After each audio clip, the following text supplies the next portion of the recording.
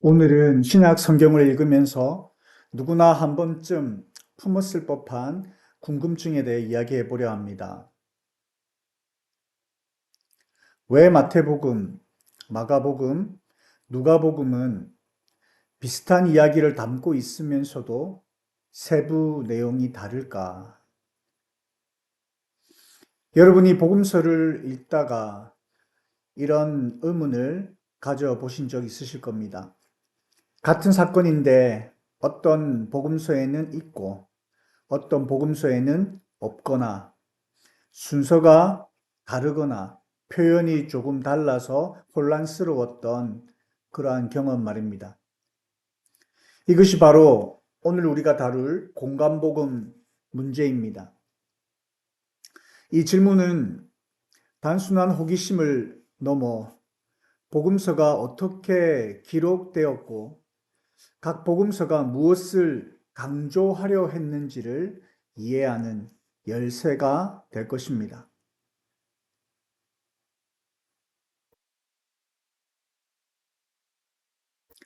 공관복음이란 마태복음, 마가복음, 누가복음을 가리키는 말입니다. 공관이란 함께 본다라는 뜻의 그리스어에서 온 용어입니다. 이 세 복음서를 나란히 놓고 보면 내용과 구조가 놀라울 정도로 유사하다는 의미입니다. 실제로 이 세 복음서는 비슷한 사건들을 다루고 있습니다. 순서가 거의 일치한다거나 때로는 동일한 표현을 사용하기도 합니다. 하지만 동시에 흥미로운 차이점들도 있습니다. 어떤 이야기는 한 복음서에만 나타나고 같은 사건도 세부 내용이 다르며 강조점이 확연히 구분됩니다. 그래서 학자들은 이 질문을 합니다. 이 복음서들은 서로 어떤 관계 속에서 기록되었을까? 이것이 바로 공간복음 문제입니다. 핵심 질문은 세 가지로 정리할 수 있습니다. 첫째, 왜 이렇게 비슷한가?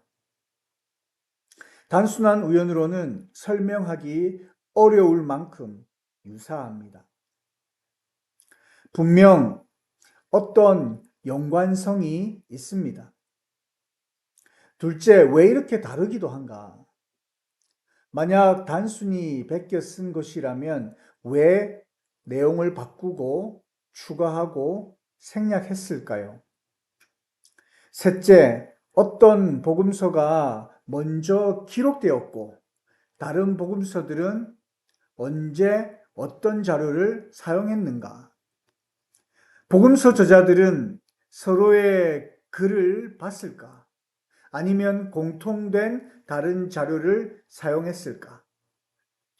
현재 신약 학계에서 가장 널리 받아들여지는 해답은 마가우선설과 큐 자료설입니다. 간단히 설명하면 마가복음이 가장 먼저 기록되었고 마태와 누가는 마가복음을 참고했으며 동시에 마태와 누가는 큐라는 예수님의 어록 자료도 함께 사용했다는 것입니다. 물론 이것은 하나의 학술적 이론입니다. 중요한 것은 각 복음서가 단순히 역사적 사실을 기록한 것이 아니라 서로 다른 공동체를 위해 서로 다른 신학적 목적을 가지고 예수님의 사건을 해석했다는 점입니다.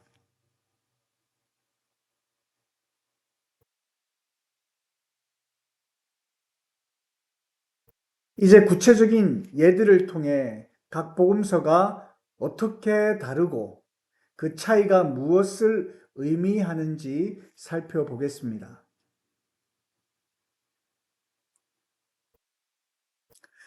예수님의 세례 사건은 세 복음서 모두 기록되어 있습니다. 그러나 각각의 서술 방식이 매우 다릅니다. 마가복음 1장 9절에서 11절을 보면 서술이 매우 짧고 직접적입니다. 하늘이 갈라지고 성령이 비둘기 같이 내려왔다. 마가는 대화나 설명 없이 사건 자체에 집중합니다. 하나님의 행동, 성령의 임재, 예수님의 신적 권위가 극적으로 드러납니다. 마가복음 전체가 그렇듯이 권위 있는 하나님의 아들로서의 예수님을 강조합니다. 마태복음 3장 13절에서 17절은 조금 다릅니다. 여기에는 세례 요한이 예수님께 세례 주기를 주저하는 장면이 추가되어 있습니다. 그리고 예수님은 이렇게 말씀하시죠.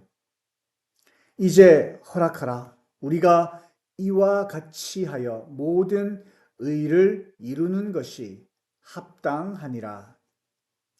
이 대화는 마태복음에서만 나옵니다. 왜일까요? 마태복음의 독자는 주로 유대인 출신의 그리스도인들이었습니다. 그들에게는 왜 죄 없는 메시아가 회개의 세례를 받으셨는가라는 질문이 중요했습니다. 마태는 이 대화를 통해 예수님이 율법을 폐하러 온 것이 아니라 완성하러 오셨고 모든 의를 이루기 위해 순종하신 분임을 강조합니다. 누가복음 3장 21절에서 22절은 또 다른 관점을 제시하고 있습니다. 모든 백성이 세례를 받을 때 예수님도 세례를 받으시고 기도하실 때에 하늘이 열리며 성령이 비둘기같이 임하시더라. 누가는 예수님이 세례 받으시는 장면보다 기도하시는 장면을 더 부각시키고 있습니다. 누가복음 전체를 통해 예수님은 중요한 순간마다 기도하시는 분으로 묘사됩니다. 또한 모든 백성과 함께 세례 받으신다는 표현은 예수님이 죄인들과 함께 하시는 인자, 즉 인간을 대표하시는 분이심을 강조하는 것입니다. 정리하면 마가는 권위 있는 하나님의 아들을, 마태는 율법을 완성하는 의로운 메시아를, 누가는 성령과 기도의 본을 보이신 인자 예수님을 강조합니다. 같은 사건을 각 복음서에서 이렇게 각각 다르게 강조합니다. 예수님께서 광야에서 유혹받으신, 시험받으신 사건도 그렇습니다. 마가복음 1장 12절 13절은 단 2절로 끝납니다. 성령이 곧 예수를 광야로 몰아내셨더라. 광야에서 40일 동안 사탄에게 시험을 받으셨다라고 기록하고 있습니다. 시험의 내용이 전혀 나오지 않고 있지요. 마가는 무엇이 중요하다라고 생각한 걸까요? 바로 성령에 의해 추진되는 예수님의 사역이었습니다. 예수님은 고난 속에서도 하나님의 뜻을 따라 사명을 시작하십니다. 마가복음 전체의 주제인 고난받는 메시아의 시작을 보여준 것입니다. 마태복음 4장 1절에서 11절은 세 가지 시험을 자세히 기록하고 있습니다. 돌을 떡으로 만들라는 시험, 성전 꼭대기에서 뛰어내리라는 시험, 그리고 천하 만국을 주겠다라는 시험입니다. 그리고 예수님께서는 매번 기록되었으되라고 말씀하시며 구약 성경 말씀으로 대응하십니다. 마태는 왜 이렇게 상세히 기록했을까요? 이스라엘 백성이 광야에서 40년 동안 하나님을 시험하고 실패했던 역사를 좀 기억해 보십시오. 예수님은 완전한 이스라엘의 대표자로서 말씀에 순종함으로 승리한 분이심임을 나타내는 것입니다. 누가복음 4장 1절에서 13절도 세 가지 시험을 기록하지만 마태복음과 순서가 조금 다르게 기록되어 있습니다. 마태는 빵, 성전, 나라들 순서인데 누가는 빵, 나라들, 성전 이러한 순서로 기록되어 있습니다. 왜 누가는 예루살렘을 마지막에 배치했을까요? 누가복음 전체를 읽어보면 누가복음의 중심적인 핵심이 바로 예루살렘임을 우리는 알 수 있게 됩니다. 예수님의 사역은 예루살렘을 향해 나아가고 있었고 구원의 완성도 예루살렘에서 이루어졌습니다. 누가는 시험의 마지막도 예루살렘에서 끝나도록 배치함으로써 하나님의 구속 계획이 예루살렘으로 향한다는 신학적인 메시지를 전하고 있는 것입니다.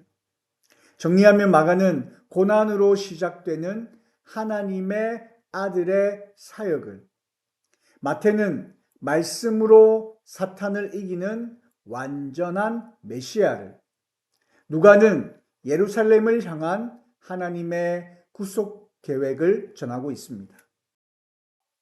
마지막으로 백부장의 종 치유 사건이 있습니다. 이 이야기는 마태와 누가에만 나타납니다. 두 복음서의 서술이 상당히 다르다는 것을 우리는 잘 압니다. 마태복음 8장 5절에서 13절에 보면 백부장이 직접 예수님께 나와 간구합니다. 주여, 내 하인이 중풍병으로 집에 누워 몹시 괴로워하나이다. 그리고 유명한 신앙 고백을 합니다. 주여, 내 집에 들어오심을 나는 감당하지 못하겠사오니 다만 말씀만 하옵소서. 그러면 내 하인이 낫겠나이다. 예수님은 이 믿음을 보시고 말씀하셨습니다. 내가 이스라엘 중 아무에게서도 이만한 믿음을 보지 못하였노라. 마태는 이방인의 믿음이 유대인보다 낫다라는 점을 강조합니다. 이것은 마태복음 전체의 중요한 주제 중 하나입니다. 믿음의 본질은 혈통이나 전통이 아니라 하나님을 향한 신뢰인 것입니다. 누가복음 7장 1절에서 10절에서는 백부장이 직접 나오지는 않습니다. 대신 유대인 장로들이 먼저 와서 백부장을 대신해 간청합니다. 그는 우리 민족을 사랑하고 우리를 위하여 회당을 지어 주었나이다. 그 다음에는 친구들이 백부장의 말을 전합니다. 왜 이렇게 다를까요? 누가는 백부장의 겸손을 더 강조하고 싶었던 것입니다. 직접 나서지 않고 중재자들을 통해 강구하는 모습, 그리고 공동체적 관계 속에서 드러나는 믿음의 아름다움을 부각합니다. 누가복음은 가난한 자, 이방인, 여성, 소외된 자들을 향한 예수님의 보편적 사랑을 강조하는데 이 이야기도 그 맥락에서 이해할 수 있습니다. 정리하면 마태는 이방인의 믿음이라는 신학적 메시지를, 누가는 겸손과 공동체적 믿음, 보편적 사랑을 전하고 있습니다. 지금까지 우리는 공간복음의 유사성과 차이점을 살펴보았습니다. 그렇다면 이런 질문이 생길 수 있을 겁니다. 어느 것이 정확한 거죠? 어느 복음서를 우리는 믿어야 하나요? 이것은 잘못된 질문입니다. 복음서는 현대적 의미의 역사 보고서나 뉴스 기사가 아닙니다. 각 복음서는 예수 그리스도에 대한 신앙 고백이자 신학적 증언입니다. 생각해 보십시오. 한 사람을 소개할 때 그 사람의 부모, 친구, 동료가 각각 다르게 이야기하지 않습니까? 부모는 자녀의 성품에 대해서, 친구는 그 사람의 유머러스한 부분, 동료는 그 사람의 전문성을 강조할 수 있을 겁니다. 그렇다고 해서 누군가가 그에 대하여 거짓말을 하는 것은 아닙니다. 모두 진실하지만 강조점이 다를 뿐인 것입니다. 공간복음도 마찬가지입니다. 마가복음은 로마의 박해 속에 있던 교회를 위해 권위 있지만 고난받는 하나님의 아들 예수님을 증거합니다. 마태복음은 유대인 그리스도인 공동체를 위해 율법을 완성하고 의를 이루신 메시아 예수님을 선포합니다. 누가복음은 이방인 독자들을 위해 성령과 기도를 통해 모든 사람에게 구원을 베푸시는 인자 예수님을 전하는 것입니다. 새 복음서는 마치 세 개의 창문과 같습니다. 같은 풍경을 바라보지만 각 창문의 위치와 크기, 각도에 따라 보이는 모습이 다릅니다. 하지만 그 모든 창문이 가리키는 것은 한 분 예수 그리스도입니다. 공간복음의 차이는 약점이 아니라 강점입니다. 이 차이들은 예수 그리스도의 풍성함을 다각도로 조명하게 하고 우리로 하여금 더 깊이, 더 넓게 그분을 알아가게 합니다. 여러분이 복음서를 읽으실 때 단순히 사실의 나열을 찾지 마십시오.